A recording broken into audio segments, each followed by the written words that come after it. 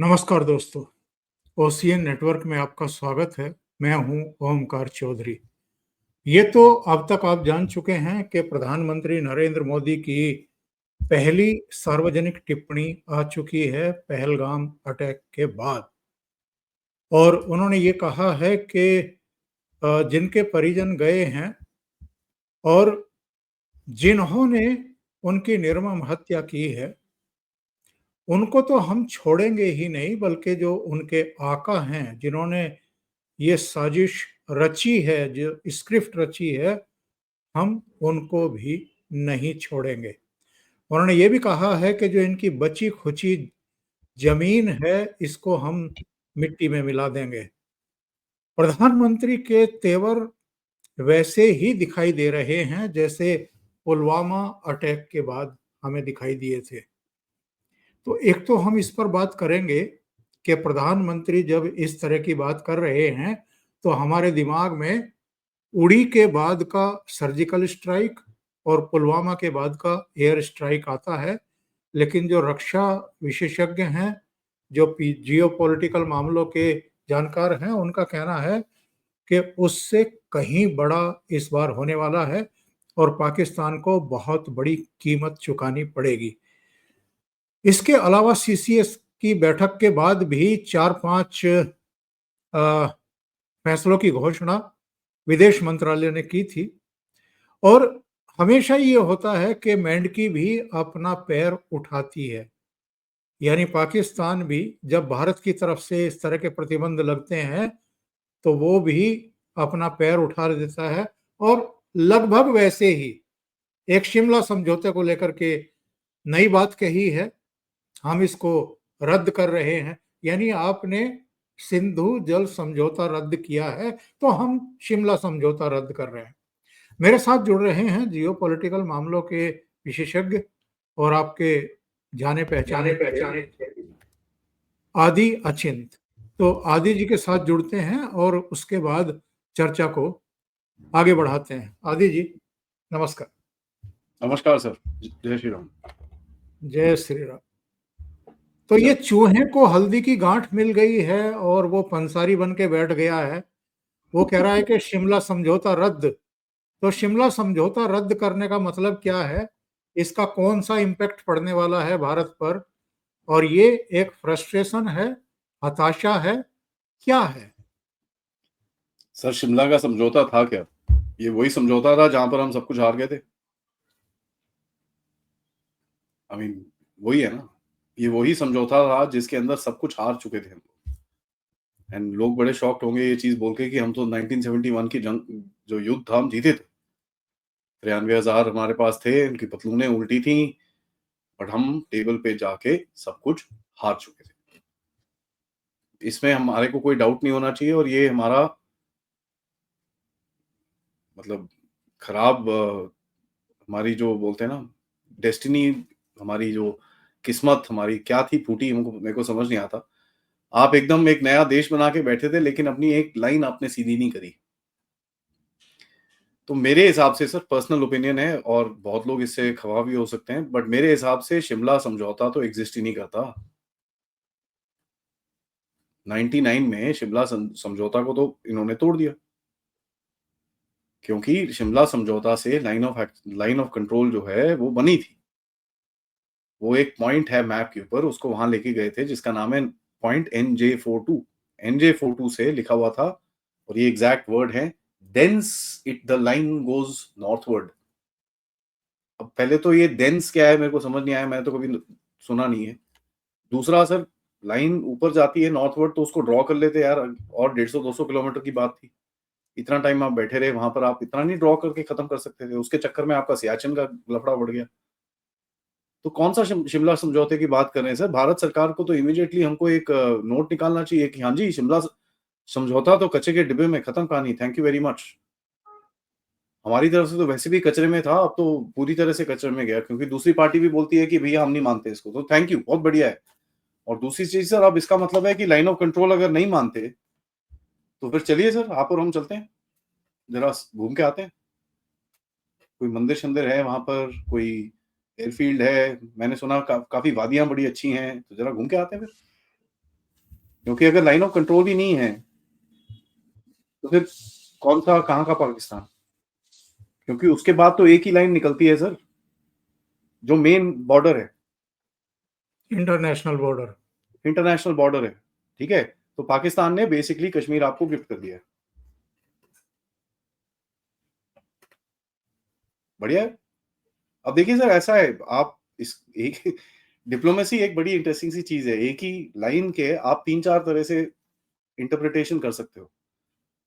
ये बड़ा एक, इन लोगों ने और कुछ नहीं, हम ये कर देंगे, इन्होंने सोचा नहीं है सर। और ये बड़ा क्लियरली दिखता है, इन्होंने ना सोचा है ना समझा है। हाँ जी, ओ भारत के हमने डिफेंस अटैचे को भगा दिया। अरे भाई साहब, भगाया नहीं, हमने वापस बुलाया उनको, ठीक है? दूसरा, अजी आप हमारी एयर स्पेस नहीं यूज करोगे, ठीक है, ओके, ये भी कोई नई बात नहीं है, पहले भी ये अपना एयर स्पेस बंद कर चुके हैं। ओके, चलेगा, डोंट, वी वोंट, कोई टेंशन नहीं है। हम चाइना से बात कर लेंगे, चाइना के यूज कर लेंगे, कोई टेंशन नहीं है, चाइना दे देगा हमको। तो ये तो सर बचपने वाली बातें हैं। इन लोगों ने जो मेन चीज बोली है, जिसमें इनको झटका लगा है, जहां पर इन्होंने बोला है कि ये जो पानी इंडस वैली ट्रीटी को साइड में करा है भारत ने, ये एक एक्ट ऑफ वॉर है। और ये है, लोगों को समझ में आना चाहिए सर, ये बड़ा एक धीमे फटने वाला न्यूक्लियर वेपन है सर। अभी तक मोदी साहब ने 10 साल में जितना पाकिस्तान को रगड़ा है ना सर, मैं आपको एक चीज बड़ी क्लियरली बता दूं, और ये लोगों को भी इसके ऊपर थोड़ी सी रिसर्च करनी चाहिए कि सर ये वो पूरे 10 साल में की रगड़ से ज्यादा है। ये लाखों करोड़ों लोग इससे खराब हो जाएंगे सर। अब आप दो चीज देखिए, अगर आप अभी तो पानी पूरी तरह से आप कंट्रोल नहीं करते, इंडस का पानी अभी नहीं करते, तो आपको उसके ऊपर काम करना पड़ेगा, 5-7 साल लगेगा, आप उसको कर सकते हो।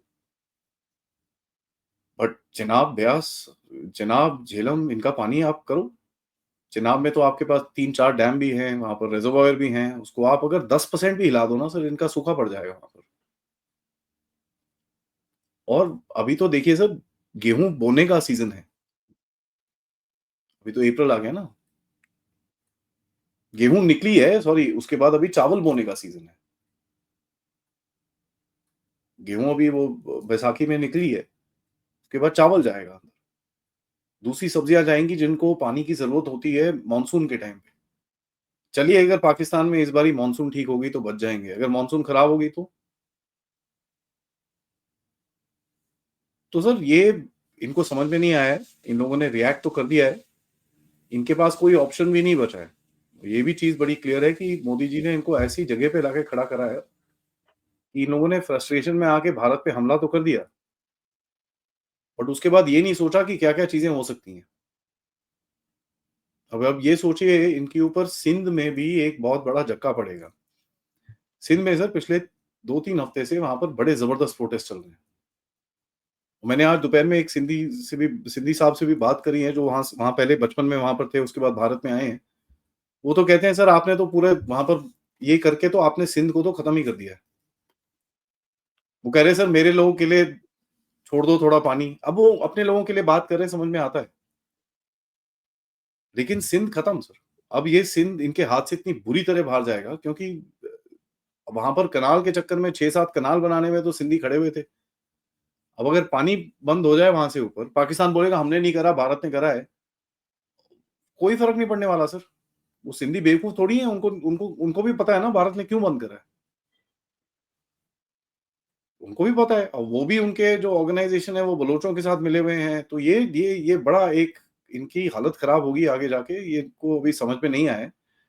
और ये भी बोल रहे हैं कि जी हम मार देंगे भारत को, हम हमारी पर कुछ करा तो हम भी हमला करेंगे। ठीक है, करो सर, उसका मतलब क्या है? युद्ध होगा। 3 दिन तक तो लड़ नहीं सकते सर, ये लोग कहाँ लड़ेंगे? और ये मैं आपको बता दूं सर, वहां पर अफगानी बैठे हैं, वो दूसरी तरफ, वो वेट कर रहे हैं कि भाई ये भारत के साथ इनकी इनका इनका शुरू हो ड्रामा, और हम घुसे हैं यहाँ से अंदर। तो ये बड़ा इनको समझ में नहीं आ रहा है सर। क्या सोच करके आसिम मुनीर ने इस बार पंगा लिया है भारत से? सोच क्या थी? या मुंह उठा करके ऐसे ही जो बकना था बक दिया और ये करा दिया पहलगाम देखिए में? सर, सोच होती, मैं आपको सबसे टेढ़ी चीज़ बोलूँगा सर, ऐसा लगेगा मैं आपको उल्टा जवाब दे रहा हूँ, माफ़ी चाहता हूँ, बट अगर सोच होती तो ये काम नहीं कर रहे होते ना सर। अगर इनके पास सोच होती तो ये काम नहीं कर रहे होते। बट चलिए ठीक है, सोच टेढ़ी है, मान लेते हैं, और इनका काम, इनका एक जो इनका देश बना था भारत के अगेंस्ट, उसके ऊपर ये काम कर रहे हैं, ठीक है, मान लेते हैं उस चीज़ को। देखिए सर, सोच क्या हो सकती है? 2-3 चीज़ कर सकते हैं। पहले तो ये पानी का इश्यू है, वहाँ पर वो खड़ा करके बोलेगा जी मैंने नहीं करा, वो भारत का वो है। दूसरा सर क्या है, आसिम मुनीर इस टाइम पे ऐसी हालत में है कि उसकी अपनी आर्मी उसको सवाल पूछ रही है कि यार बलूचिस्तान में क्या हो रहा है? ये केपीके में क्या हो रहा है? इधर पे क्या हो रहा है? उधर पे क्या हो रहा है? तो ये सवाल उससे पूछे जा रहे हैं आज। और कितने टाइम से पंजाब को छोड़कर के पूरा पाकिस्तान ही इस समय अशांत है। सर पंजाब भी देखिए, पंजाब के भी 2 भाग हैं। एक तो नॉर्थ पंजाब है और एक साउथ पंजाब। साउथ पंजाब को सराइकिस्तान बोलते हैं सर। वहाँ की जो भाषा है वो भी अलग, और वो बहुत टाइम से परेशान है पंजाबियों से। ठीक है? तो ये भी हमको समझना होगा। उसके बाद सर देखिए, पंजाब के अंदर भी डेरा गाज़ी खान, डेरा इस्माइल खान, अ, उसके बाद ये आपके बहुत बहुत जगहों के अंदर मैंने तो इतनी क्लियर फ़ोटोएँ देखी हैं जहाँ पर टीटीपी वाले तो आम घूमते हैं वहाँ पर। तो इन्होंने अपना जो एक लाहौर, इस्लामाबाद, ये जगह इनके हाथ में है। बाकी सर इनको प्रॉब्लम होगी आगे जाके। तो ये उससे थोड़ा डिफ्लेक्शन करने की है कि भई चलो ठीक है, भारत भारत, ओ देखो भारत से खतरा है, अभी साथ में आ जाओ। ये वो करने की एक कोशिश है, और ये हर पाकिस्तानी आर्मी का जर्नैल यही करता है सर। उसकी एक कोशिश रहती है कि कहीं न कहीं किसी तरह से वो कुछ करे, भारत के साथ कुछ हो, और उसको फिर एक्सटेंशन मिले या उसको और थोड़ी पावर्स मिले। इन चीज़ों पे वो काम करता है। तो यही इसने करा है यहाँ पर। आदि जी ये बताइए कि पिछली बार उड़ी के बाद हमने देखा था कि 10-12 दिन का गैप था शायद, और पुलवामा के बाद भी गैप था, या 14 दिन का था या 15 दिन का था, कुछ ऐसा 11 दिन का। जी। तो इस बार की रणनीति क्या हो सकती है? कोई सरप्राइज एलिमेंट होगा क्या? सर सरप्राइज़ एलिमेंट ही होगा। और देखिए सर, हमारी जो फ़ौजें होती हैं, और कोई भी फ़ौज होती है, मैं कोई सीक्रेट चीज़ नहीं बता रहा। अब जैसे मैं आपको पाकिस्तान का एग्ज़ाम्पल ले लेते हैं। उनके पास नॉर्थ पाकिस्तान से साउथ पाकिस्तान तक, उत्तर से दक्षिण तक, हर प्लान का एक, आगे कैसे जाना है, उसमें क्या रिएक्शन हो सकता है, उसके बाद आप कैसे करोगे, उसके बाद वो कैसे करेगा। तो हर एक जगह के लिए ऐसे-ऐसे वॉर गेम होती है। ये वॉर गेम का मैं आपको मतलब समझाता हूँ सर, इफ आपके ऑडियंस को भी थोड़ा पता चलेगा कि एक सिचुएशन डाली जाती है आपके सामने। बोलेंगे ओमकार जी आपके पास 50 टैंक है, 500 बंदे हैं, 1000 बंदे हैं, 2000 बंदे हैं। आपको ये काम करने को दिया जाता है कि आप जैसलमेर से घुसिए और सीधा सिंध रिवर पर जाके वहाँ पर बीच में पूरा आप सेट करिए, जितना भी कोई आपको रेजिस्टेंस मिलता है उसको तोड़िए। आपके पास ये एयरफोर्स का नंबर है, इसको ज़रा बता दीजिएगा, आपको हेल्प चाहिए होगी। वहाँ पर जाके आप अपना एक डेरा बसा लो। तो ओमकार जी देखेंगे ठीक है भई, ओके, मेरे पास 50 टैंक है, मैं अपने मैप बनाऊँगा, किस तरह वहाँ पर देखूँगा भई यहाँ पर पाकिस्तानी पोज़ीशन है, इधर पे यहाँ पर इसका एयरपोर्ट है, ये है। उस पूरे को देख के जो भी करना है, अब 50 टैंक पूरे हैं कि नहीं है वो मेरे को नहीं पता, मैं एक एग्ज़ाम्पल ले रहा हूँ। तो इसका मतलब होता है वॉर गेम करते हैं। एक-एक जो भी चीज़ उस घटना हो सकती है आपके साथ, अच्छी या बुरी, उसको अकाउंट में लिया जाता है। उसका जहाँ पर गलतियाँ होती हैं, उनको देखा जाता है कि उसको कैसे इम्प्रूव किया जाए, कैसे किया जाए। आर्मी में इस चीज़ को एक्सरसाइज़ बोलते हैं। तो जब भी आप देखेंगे कि बड़ी-बड़ी एक्सरसाइज़ेज़ होती रहती हैं आर्मी की, एयरफ़ोर्स की, नेवी की, वो यही चीज़ें करती हैं सर, कि वो जो प्लान पेपर पे होता है, फिर उसको जाके प्रैक्टिस करते हैं कि यार अगर हमको एक्चुअली करना पड़े, तो क्या होगा? अब मैं आपको एयरफ़ोर्स का बता सकता हूँ सर, एयरफ़ोर्स में जैसे अगर आपको लड़ना है 2 से, तो हमारे पास ऐसी स्क्वाड्रन्स होती हैं एयरफ़ोर्स में जो पाकिस्तानी या चाइनीज़ एयरक्राफ्ट की तरह बिहेव करती हैं, और जो हमारे दूसरे होते हैं वो उनको मारने की कोशिश करते हैं। तो ये भी बचने की कोशिश करते हैं, वो भी मारने की कोशिश करते हैं, दोनों की प्रैक्टिस होती है साथ में। तो ये चीजें सर बहुत डिटेल में डिस्कशंस किए जाते हैं, डिटेल में इनके बारे में पढ़ाई की जाती है, उनका रिस्पॉन्स क्या हो सकता है वो, और कहाँ-कहाँ से रिस्पॉन्स आ सकता है उसको, डिप्लोमेसी में क्या-क्या चाहिए होगा, ये पूरा एक वॉर प्लान बनता है।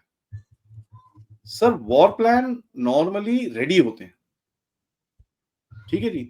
बट क्या होता है ना, किसी भी चीज को अगर मैं आपको बोलूं, ओमकार जी आपने एक किताब लिखी है 2024 के इलेक्शन पे, आप आज उस चीज को पूरी तरह मानते हैं कि वो किताब अभी भी वैलिड है, उसके अंदर कोई अपडेट नहीं चाहिए आपको? आप बोलोगे नहीं आदि जी ठहर जाओ यार, 2024 के इलेक्शन में हमने मोदी जी को देखा काफी वीक थे, लेकिन उससे 6 महीने के बाद हमने देखा है कि उन्होंने जो पूरा गेम घुमा दिया है।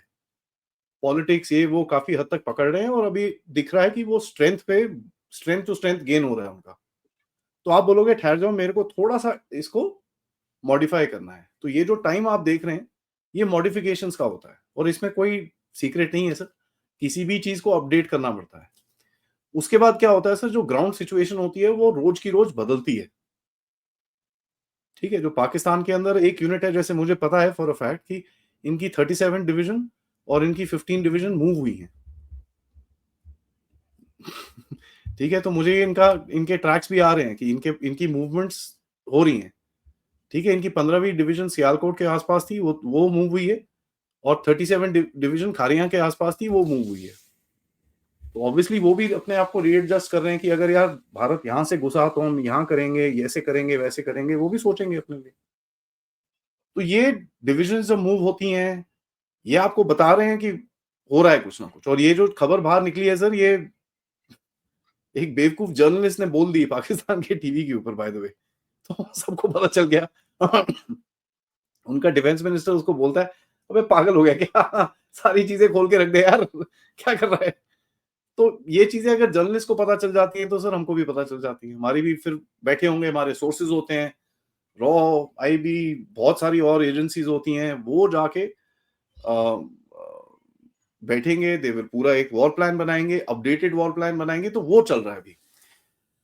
बाकी सर देखिए, ऑप्शंस आपके पास काफी सारे हैं। इस बारी कोई ऐसी चीज की जाएगी जो काफी हार्ड हिटिंग होगी सर। ये एक आधा स्ट्राइक वाइक सर, देखिए ये बालाकोट और मैंने जैसे बोला वो सब मिला मिलू के 10 साल के बराबर, पहली रात को तो आपने ठोक दिया उसको इंडस वाटर से। वो उससे ये पाकिस्तान का आपके 27 है ना सर, 27 आपका नंबर है ना सर, जिसकी जाने गई हैं। मैं आपको ये बता दूं, 27 लाख लोगों का खाना खत्म हो गया है पाकिस्तान में एक झटके के अंदर, और ये नंबर आज से बढ़ना शुरू होगा। 27 लाख पे आप काउंट करना शुरू कर लीजिए। तो दिस इज वॉर सर। अगर आप सोचते हैं कि आप इस टाइम पे युद्ध में नहीं है, सर युद्ध शुरू हो चुकी है। जस्ट दैट युद्ध का आजकल जो एक मीनिंग होता है, वो मल्टी डोमेन वॉरफेयर होता है। मल्टी डोमेन वॉरफेयर मतलब इंफॉर्मेशन प्रोपेगेंडा एक डोमेन होता है वॉरफेयर का। एक डोमेन होता है मिलिट्री का, एक डोमेन होता है पॉलिटिक्स का, एक होता है डिप्लोमेसी का, एक होता है इकोनॉमिक्स का, एक होता है ट्रेड का। तो ऐसे हर एक डोमेन के अंदर धीरे धीरे करके अगर आप देखें, इसमें आग जलाई जा रही है। एक मिलिट्री वाला भी बचा हुआ है, कितने टाइम तक वो तो उनको ही पता होगा सर। क्या क्या हो सकता है और पाकिस्तान कितने समय झेल पाएगा इन चीजों को, क्योंकि ऑलरेडी वो बर्बाद है। सर झेलने की कैपेसिटी तो बिल्कुल नहीं है। ठीक है, लड़ने को तो सर 3 दिन से ज्यादा उसके पास नहीं है। अब वो इधर उधर से थोड़ा बहुत एक दो जहाज आ देंगे, चाइना कुछ दे देगा, इधर से तुर्की कुछ दे देगा। ठीक है, वो भी कितना देंगे सर, देखो उनको भी पता है यार, यू नो यूक्रेन का एग्जाम्पल सबके सामने है। ठीक है, हम देते रहो देते रहो देते रहो, बट एक हमारा डोमिनेंस है इस रीजन के अंदर। हम पाकिस्तान को सर, अगर हमने कराची और इनका पोर्ट ब्लॉक कर दिया ना, खत्म होगी, ये हफ्ता नहीं बैठेंगे। Entire country will just fall down in 1 week. तो वो भी कर सकते हैं आप इनके जो सीज के ऊपर शिप्स हैं, इनको आप हैरेस करना शुरू कर दीजिए। इनकी इंश्योरेंस कॉस्ट बढ़ जाएगी सर। देखिए, एक ये बड़ी चीज होती है, एक होता है रिस्क इंश्योरेंस होता है आपके शिपिंग के अंदर। तो अभी जिस तरह से रेड सी के अंदर प्रॉब्लम चल रही है और जो उससे इंश्योरेंस प्राइसेस ऊपर बढ़ी है, उससे जो शिपर्स होते हैं और जो कंट्रीज इंपोर्ट और एक्सपोर्ट करती हैं उनको उनका कॉस्ट ऊपर चले जाता है। आप यही चीज अगर आप कहीं पे हैरेसमेंट इनकी शुरू करेंगे तो ऑब्वियसली जो शिपिंग कंपनीज हैं वो बोलेंगी नहीं यार यहाँ पर तो डेंजरस है भाई, तो हमको इंश्योरेंस और दो, कल को पता चले भारत ने शूट शूट कर दिया हमको तो हमारी तो बैंड बज गई, तो इंश्योरेंस का प्राइस ऊपर चले जाता है। That makes your trade more expensive, आपका जो आवागमन है जो सामान का वो पूरा महंगा हो जाएगा। और इससे सर एक एक बोलते हैं ना एक के बाद एक इफेक्ट, रोल डाउन इफेक्ट बोलते हैं इसको, धीरे धीरे करके वो रोल होता रहेगा आगे। सर जगह के हिसाब में देखिए 2-4 जगह हैं, मैं कोई एक्सपर्ट नहीं हूँ सर, मैं बड़ा क्लियरली बोल रहा हूँ सबको, ऑडियंस को, तो मेरी बात मत सुनिएगा, मैं एक डिस्कशन कर रहा हूँ। नॉर्थ में एक जगह है सर, हमारा मंदिर है वहाँ पर, आपको पता ही है, अगर आप वो मंदिर ले ले पाएँ, किशनगंगा का वो पूरा रीजन है, उसको पकड़िए, खत्म करिए।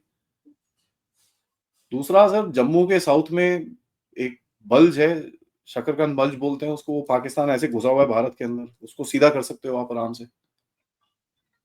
इन दोनों में एक ही चीज है, उधर पे पॉपुलेशन नहीं है, इधर पे काफी पॉपुलेशन है। साउथ में है सर आपके पास जगह है, वो अपना राजस्थान से नीचे जो गीर वाला एरिया है जहां पर राजस्थान से बॉर्डर ऐसे अंदर जाता है, उसको काट के सीधा आप कर सकते हो। 65 में आपने किया था वो, काफी एरिया आपने वापस करा पाकिस्तान, तो यही है, हम लोग पहले ये चीज हमारे हाथ में थी, हमने दे दिया। हाजी पीर पास है सर, हाजी पीर एक ऐसी जगह है, अगर आप उसको कंट्रोल करते हो पूरा रीजन आपके हाथ में रहेगा। टेररिज्म का जो इन्फिल्ट्रेशन होता है आप उसको बड़े आराम से कंट्रोल कर पाओगे। तो कोई ऐसी डेंजरस सी चीज हो सकती है, अब वो किस डायरेक्शन में जाएगी, क्या जाएगी, ये कहना बहुत मुश्किल है sir. But right from Karachi port के ऊपर ब्लॉक होना टू, और कब होगा ये भी बोलना बड़ा मुश्किल है। अब दो चीजें हो सकती है, हमको पता है पाकिस्तान बड़े तैयार हैं इस टाइम पे, तो आप हु हा उसको हूल दे सकते हो, अगले 3 हफ्ते तक हूल ही देते रहो। जब बोलते हैं ना शेर आया शेर आया शेर आया शेर आया, अब कितनी बारी बोलेगा सर, रोज रोज थोड़ी बोलेगा शेर आया, एक दिन बोलेगा छोड़ना यार कोई शेर नहीं आया, उस दिन पे ठोक देंगे इसको पकड़ के। तो ये भी कर सकते हो आप, ऑप्शंस आपके पास हैं सर, आप इस टाइम पे आपके हाथ में है बॉल। ये चीज एक हमको समझ में आनी चाहिए, पाकिस्तान के हाथ में नहीं है सर, गेम आपके हाथ में है और आप डिसाइड करोगे किस तरफ जाना है। और ये एक किसी भी दो देशों के, दो लोगों के झगड़े के बीच में ये एक बहुत इंपॉर्टेंट चीज होती है कि कंट्रोल उस सिचुएशन का आपके हाथ में होना चाहिए। अब इसी दौरान अगर भगवान ना करे पाकिस्तान ने कोई और बेवकूफी कर दी तो गया सर, फिर तो मैं बता रहा हूँ, फिर तो सर एटीएम जाके पैसे वैसे निकाल के घर में रख लो क्योंकि फिर तो कुछ भी हो सकता है। सो या बहुत महत्वपूर्ण तथ्य की तरफ आप इशारा कर रहे हैं। एक विचार ये भी चल रहा है, कुछ लोगों का कहना है कि केवल इनके आतंकवादियों के लॉन्च पैड या ट्रेनिंग सेंटर या जहां ये छिपे हैं, केवल वहां अटैक करने से काम नहीं चलेगा। जब तक पाकिस्तानी मिलिट्री को आप हिट नहीं करेंगे, जब तक उनकी लाशें नहीं बिछाएंगे, तब तक इनको अकल नहीं आएगी, या उसके बाद भी अकल नहीं आएगी।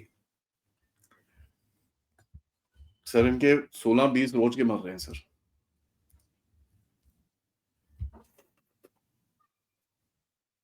आप ही डिसाइड कर लीजिए। बलोच, पश्तून रोज मार रहे हैं इनके। सर जिहाद एक ऐसी बीमारी है, आप इनको मार के क्या कर रहे हो, आप तो हीरो बना रहे हो उनको। मैं ये नहीं बोल रहा कि मत मारो, मैं तो बोलता हूँ मास में मारो रगड़ दो सालों को, इतना मारो कि कोई माँ मारो का माँ भी बोले ना, इनका अंदर से रूह कांप जानी चाहिए इनकी।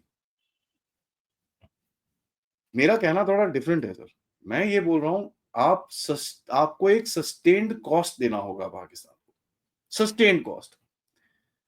एक टेरर अटैक हो, कहीं पे गोली चलनी चाहिए पाकिस्तान में, किसी तरफ भी, चाहे वो उसके बाद आप राजस्थान से गोली चलाओ या गुजरात से गोली चलाओ या पंजाब से गोली चलाओ या जम्मू कश्मीर से गोली चलाओ या जहां मर्जी से चलाओ, जम्मू कश्मीर में एक टेरर इंसिडेंट हो और पाकिस्तान पे गोलीबारी होनी चाहिए कम से कम 3-4 दिन तक।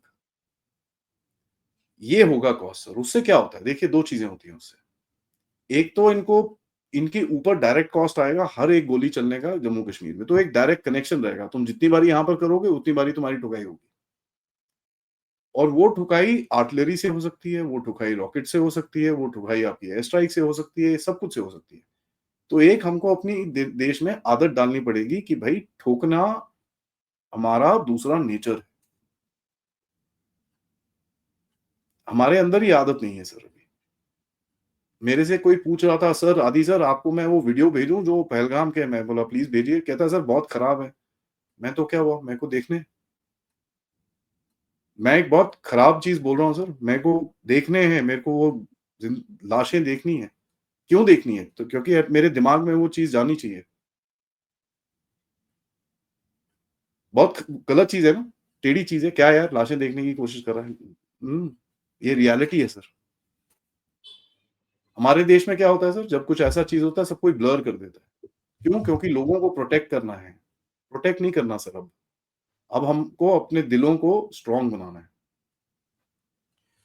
और ये जो हमें एकदम तेजी दिखाई दे रही है, हमारे आर्मी चीफ श्रीनगर में लैंड कर रहे हैं, हमारे गृह मंत्री और विदेश मंत्री राष्ट्रपति को ब्रीफ कर रहे हैं, सीसीएस की बैठक हुई है, इसके बाद दिल्ली में भी बहुत तेज गतिविधियां हैं, सर्वदलीय बैठक बुलाई गई है, उसमें डिस्कशंस तो क्या हुए होंगे लेकिन ब्रीफ किया गया होगा, सबको विश्वास में लिया गया होगा। और ये तो खैर सरकार बताएगी क्योंकि उसके दिल में क्या है ऑपरेशन को लेकर के, किस तरह का ऑपरेशन है। लेकिन एक दिखाने की कोशिश है कि सरकार के साथ यानी भारत एकजुट है, पक्ष विपक्ष सब इकट्ठा हैं। तो ये आपको नहीं ये दिखा रहे सर, ये आपको नहीं दिखा रहे, ये पाकिस्तान को दिखा रहे हैं। ये क्या दिखा रहे हैं सर? ये दिखा रहे हैं कि भाई साहब हम इस बार ही आपको बोल के मारेंगे। ठीक है, तो ये पूरे साइंस दिखा रहे हैं कि भैया we are preparing for something big. जो पिछली 2 अटैक्स में आपने किसी को एक कानो कान खबर नहीं होने दी थी, आज आप खुले में अनाउंस कर रहे हो कि भैया हम आपको मारेंगे। ये एक माइंड गेम होता है सर, और आप देख लीजिए उसका इम्पैक्ट वहां पर। इनका फॉरेन मिनिस्टर आके बोलता है नहीं जी हमको तो लड़ना ही नहीं है, अगर भारत कुछ करेगा तो हम उतना ही जवाब देंगे, उससे ज्यादा नहीं देंगे। तो ये दिखाने की ये सर एक दिस इज एक साइकोलॉजिकल वॉरफेयर होती है। मैं भी सुबह से सोच रहा हूँ यार इतना सब कुछ खुले में हो रहा है, वो क्या रहा है, ऐसे कौन प्रिपेयर करता है? बट देन जब आपको अपनी स्ट्रेंथ दिखानी है, एक वो होता है ना सर, आप जब भी किसी से लड़ना चाहो उसको आप अंदर से इतना खोखला कर दो कि जब आप उसको मारने एक्चुअली जाओ ना, वो बैठ जाए नीचे। अब इसी चीज को सुनजू ने बोला है, win the war without fighting. Chanakya ने बोला है लड़ने से पहले इतना कमजोर करो कि ज्यादा लड़ना ना पड़े तुमको, उसके बाद ठक करो नीचे गिर जाए वो। ये जो होता है ना सर, वो बहुत एक इंपॉर्टेंट चीज होती है। और आज तक मैं आपको ये बताऊं कि Bharat has been bad at it. हम लोग तो भैया हमको तो आता ही नहीं था ये करना। अब तो एटलीस्ट हमको समझ में आया है कौन सी पाकिस्तानी अकाउंट्स हैं, कौन से इंडियन अकाउंट्स हैं, कि भैया यहाँ से प्रोपेगेंडा आता है, इसको नहीं सुनना हमको। 2019 में तो हमको पता ही नहीं था हुआ क्या। लोग हमारे यहाँ पर अरविंद केजरीवाल की बात सुन के पीछे पड़ के, नहीं जी हमको तो सबूत देखना है। अरे भाई करके नहीं जी वीडियो दिखाओ। अरे वीडियो होते हैं भाई, क्यों दिखाए वो? क्योंकि अगर उस वीडियो के अंदर सर इतना डेटा होता है जिसको इंटरप्रेट करके बहुत कुछ मिल जाता है। डिफेंस वालों को बहुत कुछ मिल जाता है उसके अंदर से, ऐसे नहीं निकाल बिल्कुल सकते आप। बट वो एक बिल्कुल गलती थी। आपको फिगर आउट करना चाहिए था कि किस तरह उस डेटा के बिना वीडियो को दिखा सके लोगों को। तो आज वो दिखाई जो है ना सर, जो पिछली बारी मिस हुई थी वो दिखाई आज दिखाई जा रही है, दिख रहा है हमको। जयशंकर जी और अमित शाह जी प्रेसिडेंट मुर्मू से मिलने जाते हैं और एक लाल कलर की फाइल देते हैं उसको। अब लोग सोच रहे हैं भैंस क्या, किसके अंदर क्या है। कोई बोलता है भाई प्रेसिडेंट रूल जम्मू कश्मीर और वेस्ट बंगाल के अंदर, कोई बोलता है कुछ, कोई बोलता है कुछ। ये क्या होता है सर? ये इंफॉर्मेशन वॉरफेयर है। आप अपने दूसरी साइड को इतना कंफ्यूज करके होगा कुछ नहीं सर, खाली फाइल होगी। बट अब वो इतना वो एक वो बवाल बना देती कि ये क्या है। लोग बात करना शुरू हो जाते हैं, फोटो फैलनी शुरू हो जाती है, यार ये क्या है, पाकिस्तानी भी देखेंगे यार, होम मिनिस्टर, फॉरेन मिनिस्टर गया हुआ है, ये क्या करने वाले हैं? इनके कोई रूल में कहता है कि आप प्रेसिडेंट से पूछना पड़ता है, क्या है, वो भी देखेंगे। ये इन्फॉर्मेशन वॉरफेयर का एक पार्ट है और कुछ नहीं है और सर। ऊपर से प्रधानमंत्री का बहुत तगड़ा बयान। अंग्रेजी और हिंदी में। अब बिहार में अंग्रेजी बोलना, मैं ये नहीं बोल रहा, मेरे बिहारी भाइयों प्लीज मुझे गाली मत देना, बट बिहार की मास जनता के सामने आप सडनली अंग्रेजी बोल रहे हो तो लेकिन वो उसका तो भी। दुनिया चूंकि अंग्रेजी समझती है, इसलिए दुनिया को संदेश दे रहे थे वो। और ये मीटिंग इसीलिए रखी गई थी क्योंकि ये एक पब्लिक मीटिंग थी सर।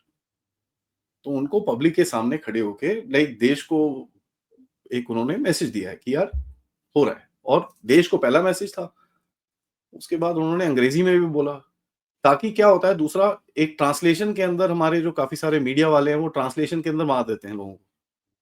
तो उन्होंने बड़ा क्लियरली मैसेज दिया है इंग्लिश में भी कि साहब ये जरा सारी दुनिया में पहुंच जाए, हम अपनी रक्षा करेंगे, we will do what we need to do. आप नहीं रोक सकते, और रोकने वाला इस बारी कोई है भी नहीं सर। ट्रंप आपके साथ खड़ा हुआ है, उसने तो ऑलरेडी क्लियरली बोल दिया है, उसके वाइस प्रेसिडेंट ने क्लियरली बोल दिया, सर जो भी चाहिए बताओ, हम आपके साथ खड़े हैं।